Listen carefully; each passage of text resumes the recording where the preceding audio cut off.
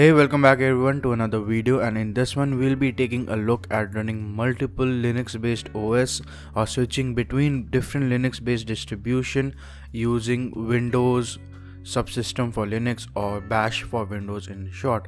So this is what Bash for Windows allows us to do. It is an experimental thing that Windows developed, and it is available for Windows 10 user, and that allows us to run a Linux subsystem or a Linux machine inside of Windows without virtualizing it.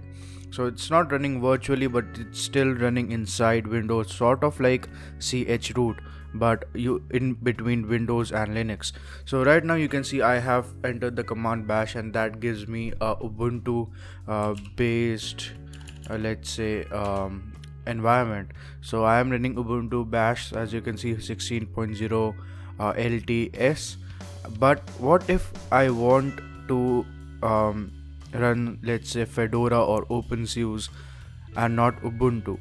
So Ubuntu is the one that is available by default and only available and the one that is only provided by Microsoft.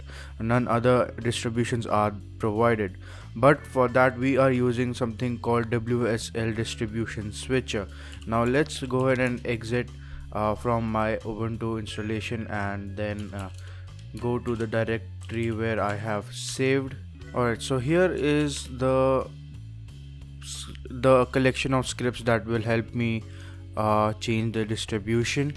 And as you can see, I have also have a Python link here, so that I don't need to change the directory every time I need to use Python. So these scripts are based on Python, and you will need to install Python 3 on your Windows installation for these scripts to work.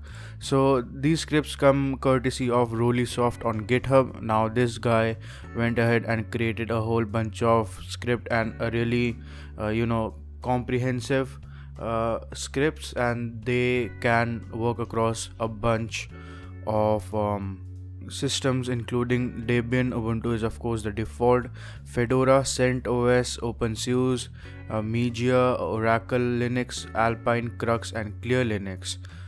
And you can do a couple of things. So this is the first time I will be trying to get this working, and let's see how it works out.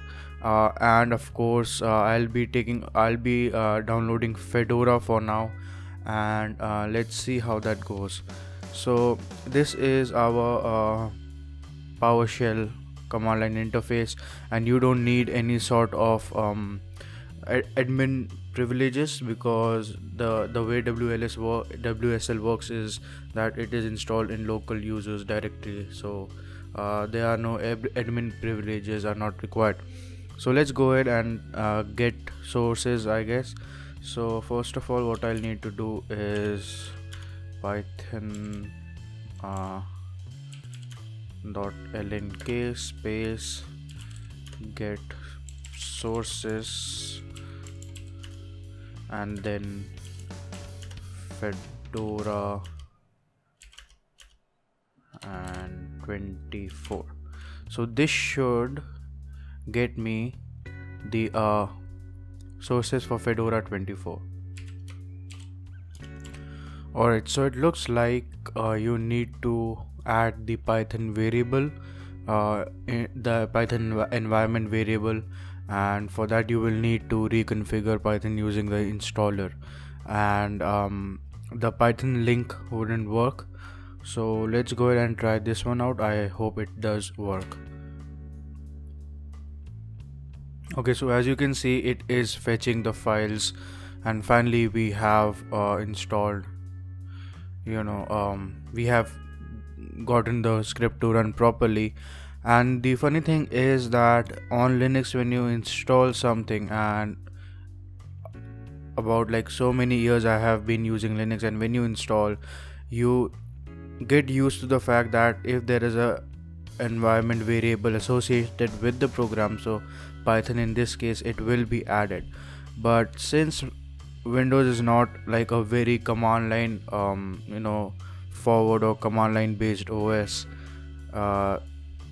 they don't need that functionality, and then they don't do it. So you have to at times manually go ahead and install and add the environment variable to get it to work, or do it manually or do it via another program. So well, that's the problem I was facing before.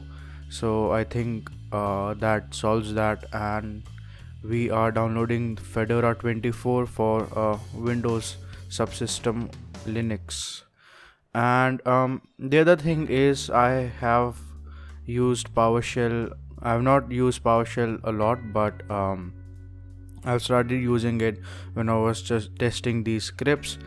And although they did do a sort of a good job in getting rid of the old command line and coming up with this new improved one, which is a bit more developer friendly, but it still lags way behind what we are used to having on Linux based OS.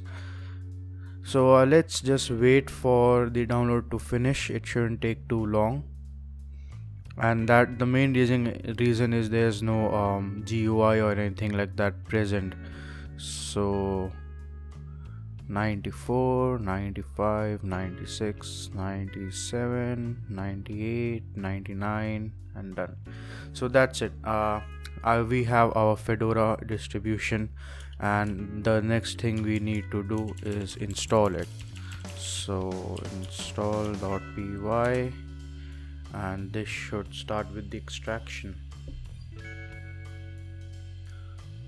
Alright, so we are done with the Fedora installation, and let's go ahead and try to run this.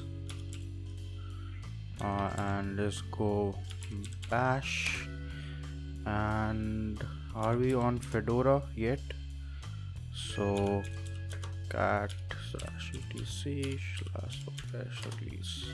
Yes, so we are on Fedora 24. Another way to check that is DNF should work. Yes, DNF does. So DNF check update should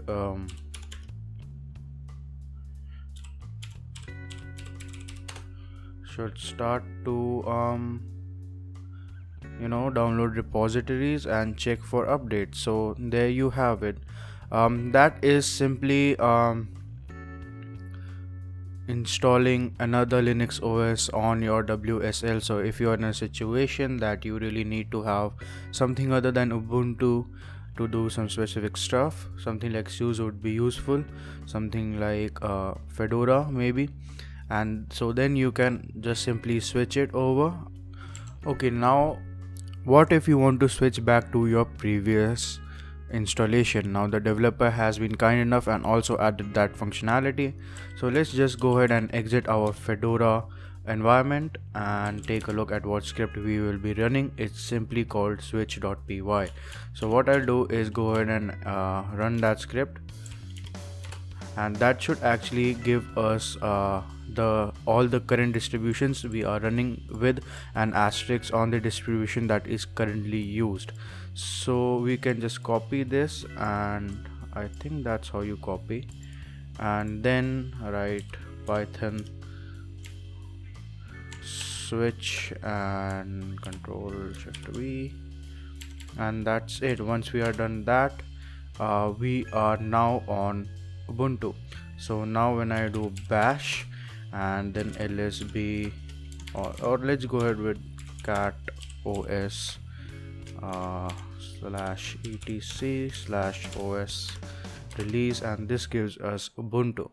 So you can have multiple OS saved on this WSL setup, and this actually gives you the power to switch between different operating systems. Let's go ahead and once again, for the sake of it, switch again to Fedora. So, and that would be Fedora 24.